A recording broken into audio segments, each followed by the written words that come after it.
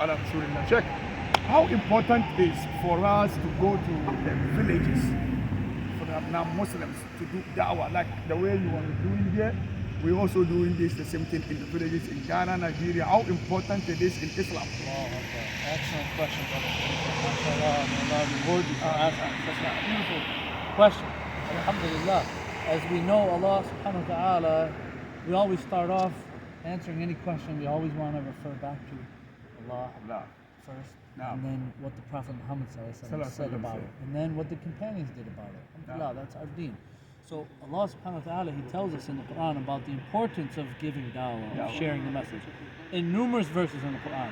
From amongst the verses in the Quran is what Allah says, وَمَنْ أَحْسَنُ قَوْلًا مِمَّنْ دَعَا إِلَى اللَّهِ وَعَمِلَ صَالِحًا وَقَالَ إِنَّنِي مِنَ الْمُسْلِمِينَ. Allah, He says, what is a better statement than the one who invites other people to Allah, who invites other people to the religion of Allah, and then acts upon it, then does good righteous actions, praying, fasting, giving zakat, doing hajj, enjoining the good, forbidding the evil, being dutiful to their parents, taking care of their responsibilities at home. All these fall into amil salihan.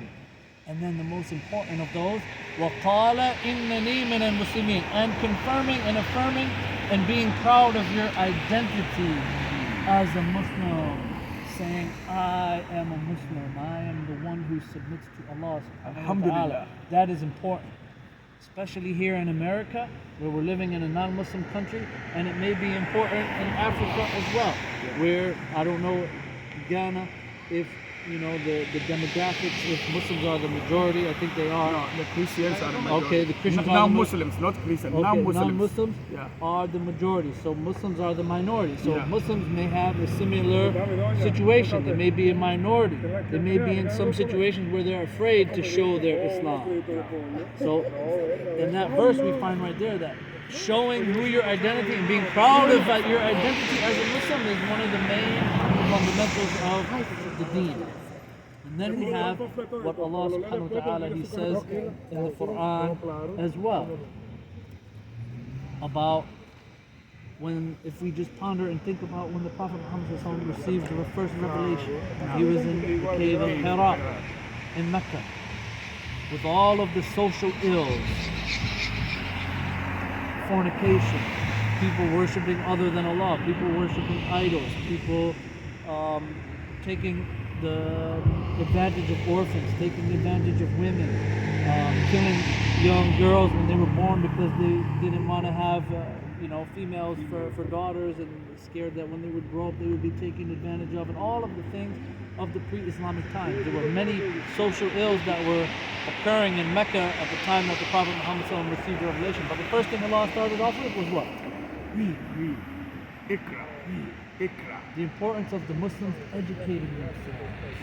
And the way that they educate themselves is through, number one, the revelation of Allah, and then sharing the revelation. When the Prophet, think about it, if the Prophet Muhammad just showing us the importance of da'wah, we study the seerah of the Prophet Muhammad.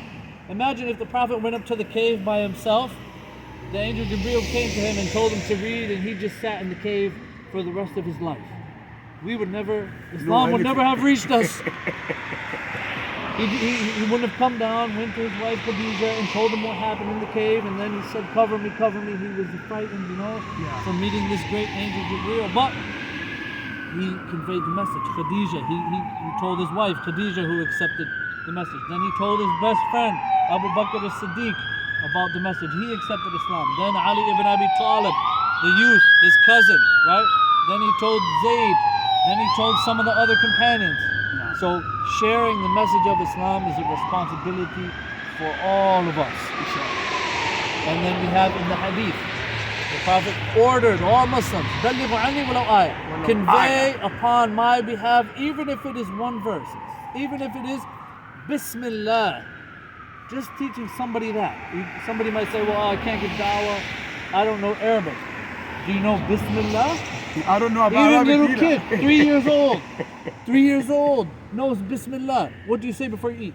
Bismillah. What do you say when you leave your house? Bismillah. Right. What do you say when you put on your clothes? Bismillah. What do you say when you enter the masjid? Bismillah. All good things you say Bismillah. Just conveying that to somebody, Why do you say Bismillah? We say Bismillah because, number one, we believe that there's a creator. And this creator deserves to be thanked. And that creator has all the power and all the might in existence and power to do everything. So everything we do, we like to seek his help and seek his aid and seek his power in everything that we do so that he will bless us. Inshallah. So Bismillah. And then we have other hadith telling us the importance of going to the villages to give dawah. Right? Going out, you may live in the city, you may live in Accra and Ghana. Right? You have the big masajid and the big community and things like this. But we need to reach out to those people who are living on the outskirts, who may not have water, who may need wells, who don't have houses, who may not have proper irrigation for their farms, who, may not know some of the basic teachings of Islam. They may be Muslim, they may have Muslim names, but they were never taught or educated about Islam. This is a responsibility upon the scholars to leave the comfortableness of their houses, their masajid, and their social circles. They need to get out. Take some of your students with you. You're teaching Quran in the masjid, take them out. Let's go feed the people and let's go teach them about how to make wudu. Let's go teach them Surah Al-Fatiha. So, showing us the importance of going to the villages, we have many, many, many, many hadith. One of them is the famous hadith of Ali ibn Abi Talib. When the Prophet Muhammad ﷺ, he said that if one person is guided to Islam through you, it is better than a whole herd of red camels. Better than a whole car lot filled of Lamborghinis or Mercedes or BMWs. If one person accepts Islam because of you, because that sheikh or that scholar went out to the village and he saw some people who were from his tribe and he started teaching them about the oneness of Allah subhanahu wa ta'ala.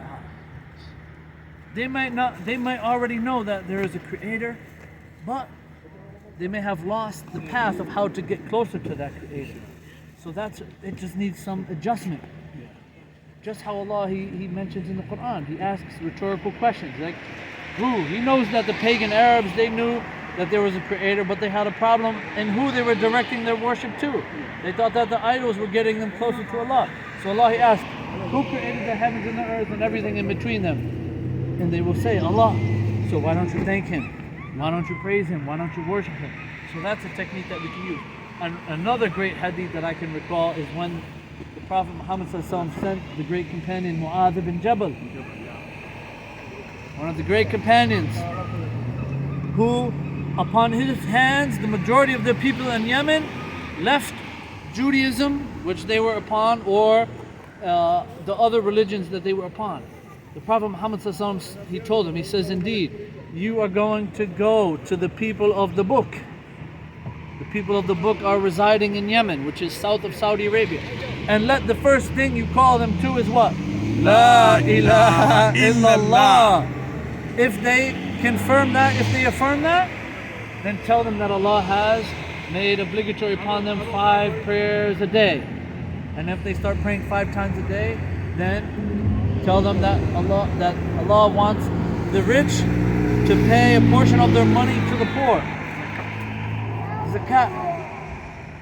So going to the villages and sharing the message of Islam is something which is obligatory, especially upon the scholars and the imams and those who have knowledge and the physical and financial means to go. Form a caravan, have a day, meet after Jummah, pray Jummah together. Jummah is the biggest congregation. Get 5 or 10 brothers, say, hey, we're going to take 2 cars, we're going to go out to the village and spend the rest of the evening giving dawah. What is better to do on a Friday? What is better to do on a Friday than going and sharing Islam with other people?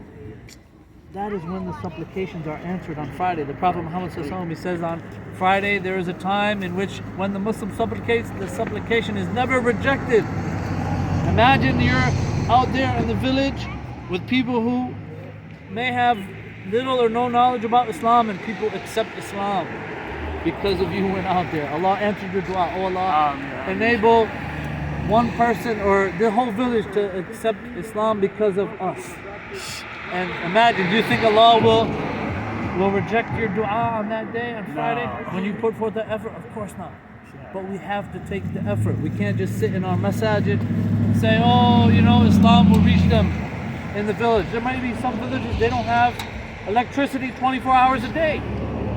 They might cut off, right? Now, Water. So we encourage all of our imams, our scholars in Ghana and Africa and anywhere you are to get out there, leave the comfortable, warm coziness of your houses and masajid and beds and get out there and share the message of Islam with other people. inshallah, as you May Allah can see, accept. learn about Islam, the way of Noah, Abraham, Moses, Jesus, and then Prophet Muhammad sallallahu alaihi wasallam. So we are here outside the street Dawah, sharing food, Quran, important books with Sheikh Farouk post. Inshallah. This is what we're going to be doing in Ghana too, Nigeria, Cote d'Ivoire, Niger, wherever, Burkina Faso, Togo. We've been coming up to you, inshallah, very soon. Assalamu alaikum.